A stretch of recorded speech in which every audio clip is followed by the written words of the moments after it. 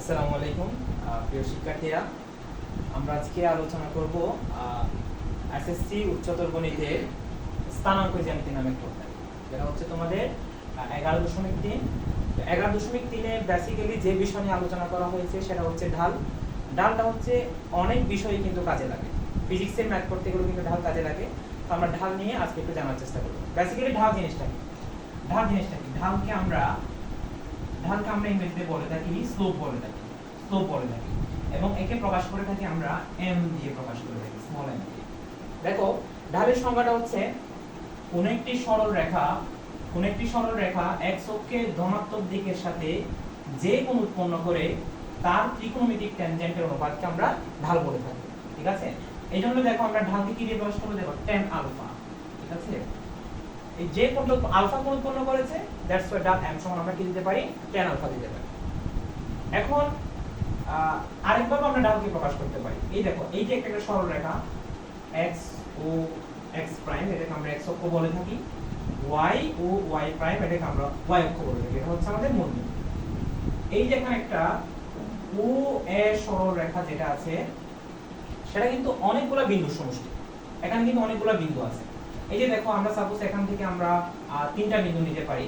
একটা হচ্ছে সাপোজ এটাকে আমি ওপি সরল রেখা ধরলাম, আর এটাকে আমি এ বিন্দু ধরলাম, তারপর এটাকে আমি বি বিন্দু ধরলাম, তারপর এটাকে আমি সি বিন্দু ধরলাম। আমরা জানি কার্টেসীয় স্থানাঙ্ক ব্যবস্থায় প্রতিটা বিন্দুকে আমরা প্রকাশ করি কিভাবে?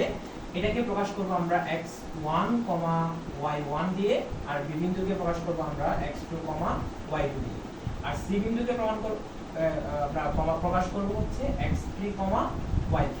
এইভাবে আমরা প্রকাশ করব।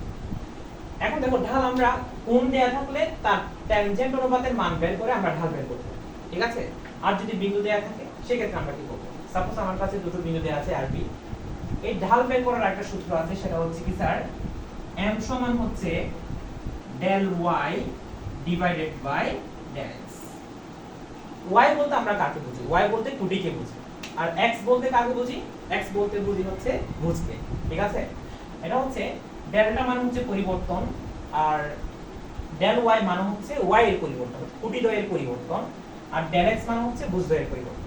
তাহলে আমরা যদি এই দুটো চিন্তা করে লিখি, তাহলে সেটাকে আমরা কি লিখতে পারি স্যার? আসলে y2 minus y1 divided by x2 minus x1, এভাবে করে আমরা লিখতে পারি। তো এটাকে যদি কেউ এভাবে লিখে y1 minus y2 divided by x1 minus x2, তাও কিন্তু কোনো সমস্যা হবে না স্যার, একই মান আসলে আসবে। তোমাকে মাথায় রাখতে হবে, যেখানে যদি তুমি y2 থেকে y1 বিয়োগ করো, আর x2 থেকে x1 বিয়োগ করতে হবে, আর y1 থেকে y2 বিয়োগ করলে তোমাকে x1 থেকে x2 বিয়োগ করতে হবে। ক্লিয়ার সবার কাছে?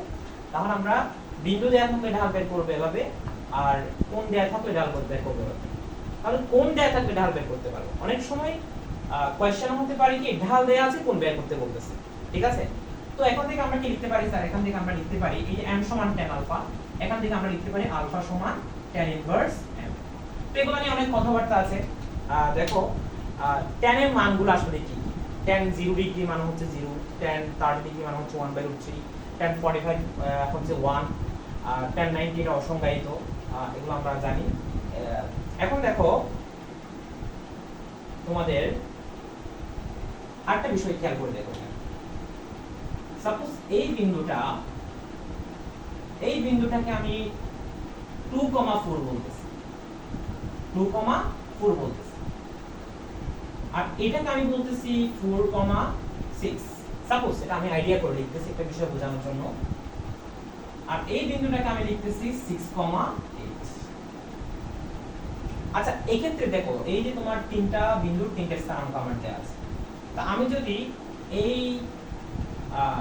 বিন্দু দুটোই চিন্তা করে আমি ঢাল বের করার চেষ্টা করি, সেক্ষেত্রে ঢাল সমান হবে যে m1 সমান হবে যে কুটি দ্বয়ের পরিবর্তন 6 মাইনাস 4, ভুজ দ্বয়ের পরিবর্তন সেটা হচ্ছে কত? 4 মাইনাস 2। তাহলে কত দাঁড়াচ্ছে স্যার? 6 থেকে 4 গেলে দাঁড়াচ্ছে হচ্ছে তোমার 2, আর এখানে 4 থেকে গেলে 2, তাহলে কত আসছে? 1 আসছে। আচ্ছা দেখো, তুমি যখন বিন্দু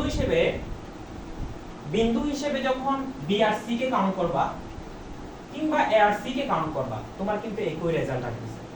সেটা কি হবে দেখো স্যার, সেটা হচ্ছে আমি যখন বি বিন্দু আর সি বিন্দু চিন্তা করব তখন ঢাল যদি আমরা বের করি সেটা হচ্ছে দেখো এখানে 8 থেকে 6 কে বিয়োগ করতে হবে 8 6 তারপরে 6 থেকে কাকে বিয়োগ করতে হবে 6 থেকে 4 কে বিয়োগ করতে হবে তাহলে এটা 8 থেকে 6 গেলে 2 6 থেকে তাহলে এটা কত আসছে স্যার 1 আসছে তাহলে আমরা এখান থেকে কিন্তু একটা কনসেপ্ট আমরা দাঁড় করাতে পারি যেটা নিয়ে তোমাদের ম্যাথ করতে হতে পারে সেটা হচ্ছে আচ্ছা আমি যে এখানে তিনটা বিন্দু কল্পনা করেছি হচ্ছে এ বিন্দু বি বিন্দু সি বিন্দু তিনটা কিন্তু ওপি রেখার উপর অবস্থিত দ্যাটস ওয়াই তাদের ঢাল কি আসছে সমান আসছে তাহলে আমরা এখান থেকে কি বলতে পারি স্যার বিন্দু যদি সমরেখ হয় ঢাল কি হবে সমান হবে এটা তোমরা লিখে রাখতে পারো কোথাও স্টার দিয়ে লিখে রাখতে পারো সেটা হচ্ছে বিন্দু যদি সমরেখ হলে বিন্দু সমরেখ হলে ঢাল কি হবে স্যার ঢাল হবে সমান ঠিক আছে তুমি যে কোনো বিন্দু নিয়ে ঢাল লিখে আসবে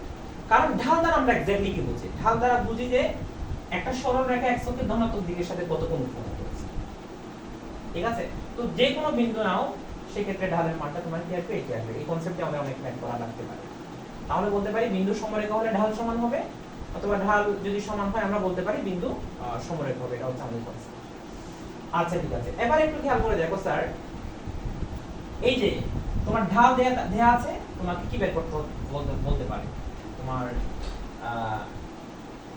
কোন বের করতে বলতে পারে যেমন তোমাকে বললো যে একটা রেখার ঢাল যদি কত হয় ঢাল যদি ঢাল 1 হলে ওই রেখাটি দ্বারা x অক্ষের ধনাত্মক দিকের সাথে উৎপন্ন কোণ কত x অক্ষের ধনাত্মক দিকের সাথে উৎপন্ন ঠিক আছে উৎপন্ন তাহলে এটাকে আমরা কি বলতে পারি স্যার দেখো এটা হচ্ছে তোমার আলফা সমান tan ইনভার্স n m এর জায়গায় কত বসবে স্যার 1 বসবে ঠিক আছে তো এখন 1 এই tan ইনভার্স 1 এটা যদি তুমি ক্যালকুলেটরে করে বের করতে পারো তখন দেখবে যেটা 45 ডিগ্রি আসছে ঠিক আছে তো 45 ডিগ্রি দেয়া থাকলে ঢাল বের করতে বলতে পারে এমসিকিউ তে আমার ঢাল দেয়া থাকলে তোমার x অক্ষের ধনাত্মক দিকের সাথে উৎপন্ন কোণ বের করতে বলতে পারে ঠিক আছে এটা আসলে মনে রাখবে এখন তুমি খেয়াল করে দেখো এটা হচ্ছে একটা সরল রেখা এটাও সরল রেখা তাহলে এই x অক্ষের ঢাল কি হবে স্যার এটা যেহেতু 0 ডিগ্রি কোণ উৎপন্ন করেছে এই দেখো এই রেখাটি x অক্ষের সাথে নিশ্চয়ই 0 ডিগ্রি কোণ উৎপন্ন করেছে দ্যাটস ওয়াই আমাকে যদি এই রেখার ঢাল বের করতে বলে তাহলে tan 0 ডিগ্রি অর্থাৎ এটাকে আমরা কি বলতে পারি 0 বলতে পারি তার মানে x অক্ষের সমান্তরাল যতগুলো রেখা আছে x অক্ষের সমান্তরাল যতগুলো রেখা আছে তাদের ঢাল কি হবে স্যার শূন্য হবে তাদের ঢাল কি হবে শূন্য হবে এটা আমাদের আশা করি মনে থাকবে এখন আমি তোমাদের জন্য তোমাদের বইয়ের 11.3 এর একটা ম্যাথ এখানে উপরে লিখে রেখেছি সেটা সলভ করব তোমরা কিন্তু এটা লিখে রাখতে পারো এই যে কনসেপ্টগুলো আমরা এই পর্যন্ত আলোচনা করেছি এটা তোমরা লিখে রাখতে পারো এটা তোমার একটা বেসিক একটা জিনিস যেটা ফিজিক্স থেকে শুরু করে অনেক জায়গায় এগুলো লাগবে এটা কনসেপ্ট ক্লিয়ার না থাকলে তুমি কিন্তু কোনো মতে এটা করতে পারবে না দেখো এবার আমি এটা যদি মুছে দিই তোমাদের একটা কোশ্চেন আছে এটা সলভ করে চলো আমরা সবাই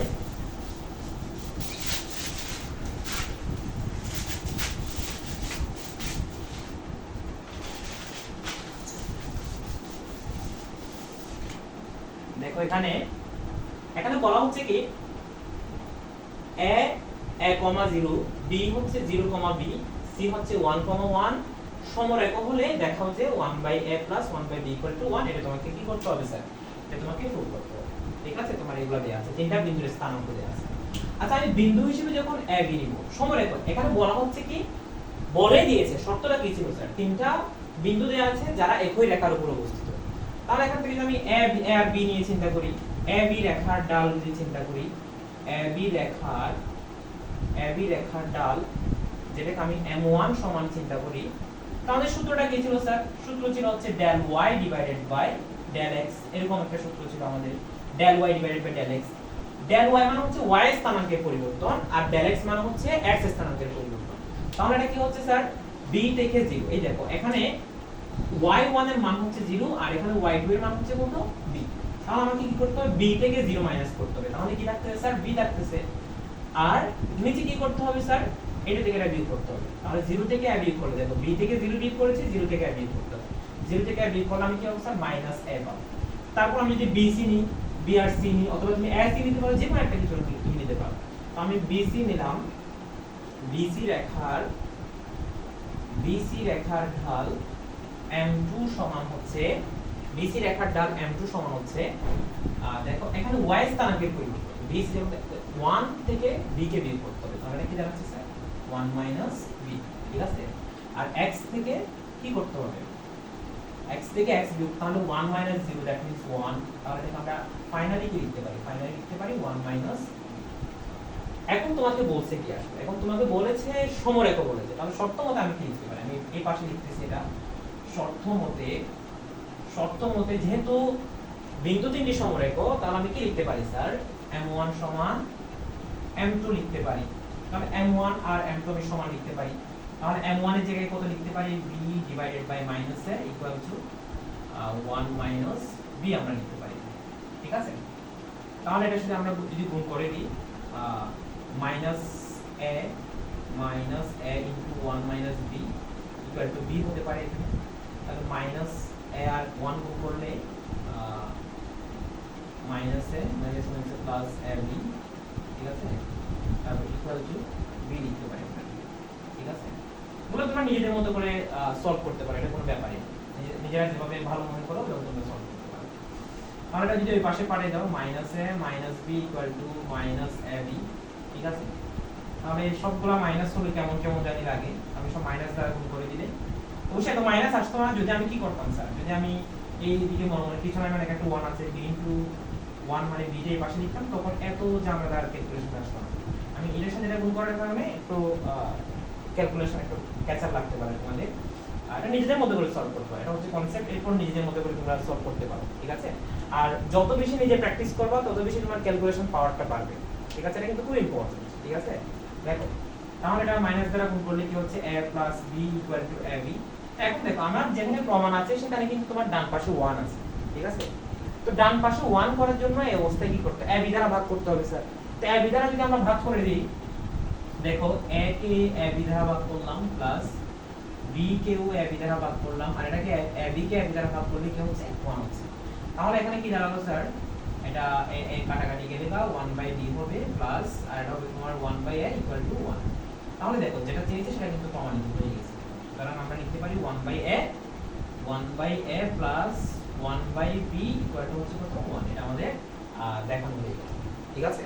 তো ধারাবাহিকভাবে তোমাদের চেষ্টা করবো আস্তে আস্তে ম্যাথমেটিক্সের বিষয়গুলো ক্লিয়ার করার জন্য, তোমরা মন দিয়ে আমাদের কোচিং এর ক্লাসগুলো করবা। আর কারো যদি কোচিং এর ক্লাসগুলো মিস যায়, আমরা বেসিকগুলো এভাবে তোমাদের ভিডিও সহকারে আপলোড করার চেষ্টা করব। সবাই ভালো থেকো এবং বাসায় পড়াশোনা